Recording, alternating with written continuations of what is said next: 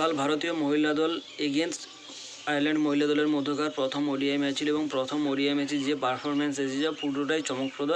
কারণ কালকে আমরা অর্ধেকটা ম্যাচ এমনিতেও কভার করে রেখেছিলাম। আয়ারল্যান্ডের মহিলা দল প্রথমে ব্যাট করতে নেমে 238 রান করে 7 উইকেট হারিয়ে এবং তারা কাল 50 ওভার খেলে বিনা 10 উইকেট হারিয়ে, এটাই তাদের জন্য একটা বড় অ্যাচিভমেন্ট এবং তাদের কাছ থেকে আরও একটা বড় অ্যাচিভমেন্ট ছিল তারা যদি টিম ইন্ডিয়াকে হারাতে পারতো। তো তার আগে বলে রাখা ভালো, প্রাক্তন ভারতীয় পুরুষ দলের প্রধান কোচ স্যার রাহুল দ্রাবিড় বা the wall of Indian cricket নামে পরিচিত রাহুল দ্রাবিড়ের আজ জন্মদিন এবং তার জন্মদিনে অনেক অনেক শুভেচ্ছা এবং অভিনন্দন জানানো যায়।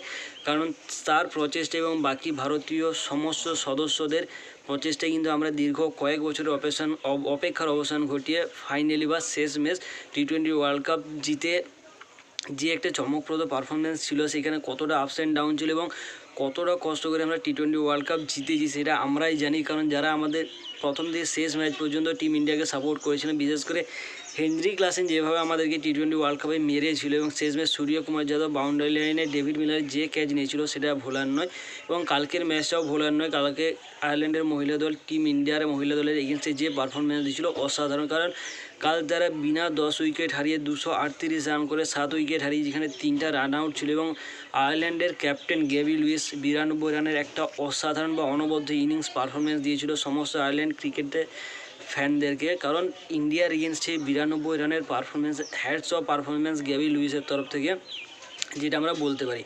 বাকিবার টিম ইন্ডিয়ার তরফ থেকে প্রতিকা রাওয়ালের অসাধারণ পারফরমেন্স, সে ডেবিউ করার পর থেকে, অর্থাৎ ডেবিউ ম্যাচে তার পারফরমেন্স অতটা ভালো থাকেনি।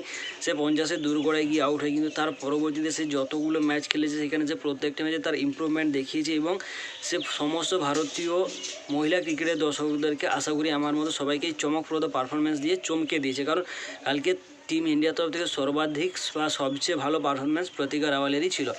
তো টিম ইন্ডিয়ার এগেনস্টে কালকে আয়ারল্যান্ডের মহিলা দলের মধ্যে সবচেয়ে ভালো পারফরমেন্স ছিল তাদের ক্যাপ্টেন গ্যাবি লুইসের, যে ব্যাট হাতে অনবদ্য 92 রানের একটা ইনিংস খেলে এবং বল হাতে সবচেয়ে ভালো পারফরমেন্স ছিল ম্যাগুয়ার 3 উইকেট এবং শ্রেয়া সার্জেন্ট 1 উইকেট নেয়। টিম ইন্ডিয়া কালকে 239 রান চেস করতে সময় নেয় 34.3 ওভারের এবং 4 উইকেট হারায়, অর্থাৎ হাতে 6 উইকেট রেখে এবং 93 বল সম্ভবত, হাতে 6 উইকেট এবং 93 রানের ব্যবধানে ভারতীয় মহিলা দল তাদের প্রথম ওডিআই ম্যাচ জিতে নিয়েছে। এবং ভারতীয় দলের মধ্যে যেরকম সবচেয়ে বেশি উইকেট নিয়েছিল পি মিশ্রা, সেরকম আয়ারল্যান্ডের তরফ থেকে ম্যাগুয়ার সর্বাধিক উইকেট নেয়। কিন্তু টিম ইন্ডিয়ার তরফ থেকে সবচেয়ে ভালো পারফরমেন্স দেয় প্রতিকা রাওয়াল 89 রান, তেজল হেসাবিনি 53 রানে নট আউটস, ক্যাপ্টেন স্মৃতি মান্ধানা 41, হার্লিন দেওল 20, জেমিমা রড্রিক্স 9 এবং রিচা ঘোষ 8 রানে নট আউট থেকে টিম ইন্ডিয়া তাদের প্রথম ম্যাচ 93 বল এবং 6 উইকেটের ব্যবধানে জিতে যায় এবং প্রথম ম্যাচে প্লেয়ার অফ দ্য ম্যাচ হয় প্রতিকা রাওয়াল।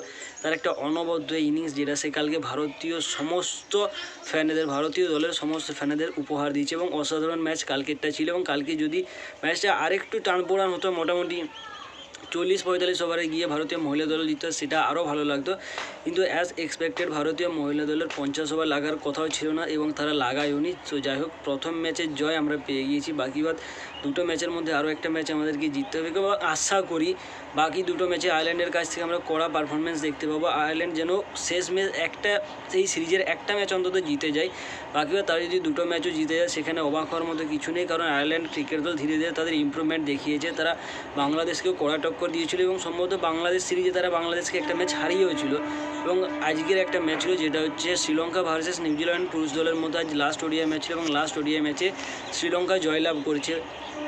প্রথমে টি20 ম্যাচে তারা 2টো হারে 1টা জিতে এবং আজকে সেম টি20 ম্যাচে 2টো জিতেছিল, 2টো হেরেছিল, 1টা জিতেছিল এবং আজকেও প্রথম 2টো ম্যাচ হারে এবং লাস্ট ওডিআই ম্যাচ জিতেছে। তো আজকের টসে জিতে শ্রীলঙ্কা ব্যাট করার সিদ্ধান্ত নেয় এবং প্রথমে ব্যাট করতে নেমে 290 রান করে 8 উইকেট হারিয়ে, যেখানে শ্রীলঙ্কার তরফ থেকে প্রাথম নিশাঙ্কা 66, কুশাল মেন্ডিস 54 এবং জেনিত লিয়ানাকে 53 রান করে। নিউজিল্যান্ডের তরফ থেকে ম্যাট হেনরি 4 উইকেট এবং মিচেল স্যান্টনার 2 ও মাইকেল ব্রেসওয়েল 1 উইকেট নেয়।